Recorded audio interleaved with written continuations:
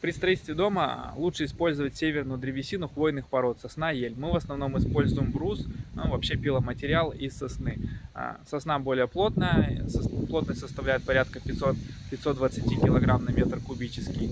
Плотность ели составляет порядка 450 килограмм на метр кубический. Также сосна более смоленистая, что повышает естественный уровень защиты бруса от насекомых, повреждения атмосферными осадками и других пороков древесины.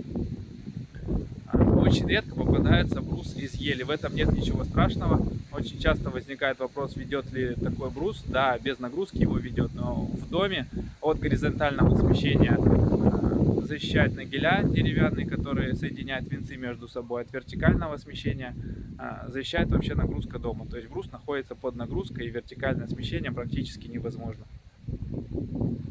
Также ель не подвержена синеве, в отличие от сосны. Синева — это не признак гнили, но внешний вид ухудшает.